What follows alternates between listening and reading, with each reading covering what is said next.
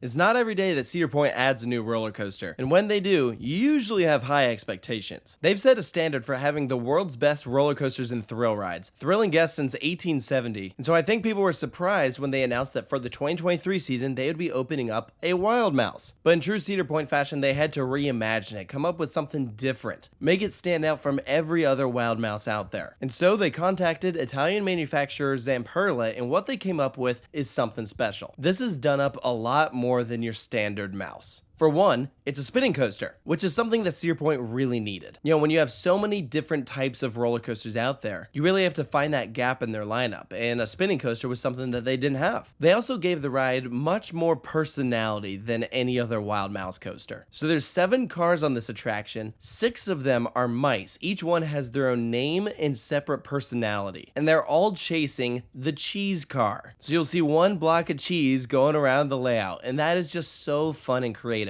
As you board the station, which is a moving loading platform, so this line moves fast, you'll hear the different voices over the speaker, and you'll always know which one you have, because one has a high-pitched voice, the other sounds lazy, the other has his voice cracking, and you can see each of the mice as they enter. They have their own dedicated section. Not to mention, with a beautiful color scheme, this thing is just aesthetically pleasing. So what else makes it different from every other Wild Mouse? Well, typically, we're used to just seeing switchback, switchback, switchback, small drop, more switchbacks, which makes it very repetitive. Now, having switchbacks is kind of a fun gag. When the vehicles are so small, you feel like you're going to go over the edge, just narrowly traveling over those hairpin turns. But there should be more to it than that. So Zamperla came up with their first ever freeform model. This features a couple switchbacks at the start, but more bank turns, and all of it is designed to just send you spinning out of control. You'll spin quite a bit on this ride, even if you have a balanced vehicle. We saw some people spinning like crazy. It's absolutely something that is weight dependent, which is pretty common for this style of ride. I always think about Raging Cajun at Six Flags America. If you put like 2 heavier guys to one side, you'll just get that thing spinning like crazy. And on this ride, you could absolutely do the same thing if you wanted. Whenever you go around one of those switchbacks, as soon as you hit that turn, you'll just be sent spinning throughout the rest of the ride. It is a shorter ride experience, but it's very re-rideable. Like most Wild Mouse coasters, it's a one and done for me. This is one that I would do over and over again. Now, when you're at Cedar Point and you have a lot of amazing rides there, obviously this is not going to be my first choice. It's a family ride, but it's something that they needed here at Cedar Point. Think about their other family coasters. It's pretty much Iron Dragon and Cedar Creek Mine Ride. That's it. Everything else is like high thrill or kiddie. This truly is an attraction for the entire family, and it looks amazing in this Boardwalk section. I think if they just plop this down with no decor, no ambiance, it wouldn't be anywhere near as good as it currently is. But if another park wanted to, they absolutely could buy the exact same model and put it in their park. This layout was designed to be cloned. You even look at the structure for this, it's not on a permanent foundation, meaning even a carnival or fair could buy this thing and then build it up, pack it all down, ship it to the next location. So I imagine that we will see more of these freeform coasters from Zamperla. So how do I compare this to other Wild Mice? Well, I like it more than pretty much every other Wild Mouse coaster. But the thing is, I actually think that this has less in common with a Wild Mouse and more in common with a Mauer spinner. When you look at the different maneuvers that you go throughout this layout, it has way more in common with the standard Mauer spinner layout. Think about Spider at Lagoon, Crush's Coaster, Disneyland Paris, Laugh Track, Hershey Park, any of those. The main difference is honestly the vehicle setup. On a Mauer, 2 people are riding back to back, so that axis of rotation is centered just behind you. On this one, you have circular vehicles, meaning if you are sitting on one of the end seats, the axis of rotation is a lot further from you, so more of a dramatic spin. It's going to be a lot crazier if you're sitting on an end versus in a center seat. That's why sometimes on those Mauer spinners, if you have a full card, you'll like barely spin. You have to put like 2 people on one side and no one on the other to spin a lot. So I like that on this one, you're gonna get a good amount of spin no matter what. But it's also a catch-22 because this is a shorter ride experience. It's a give and take. It's one of those things like you can't have everything. So I don't think that a park would go out and buy this one if they already have a Mauer spinner. But I think you could buy this if you have just a standard Wild Mouse that doesn't spin. I think they could coexist with each other if they wanted to. So for Cedar Point's Wild Mouse, I'm giving it an 8 out of 10. That's in comparison to all other family coasters of that size. I think it is one of the best family spinning,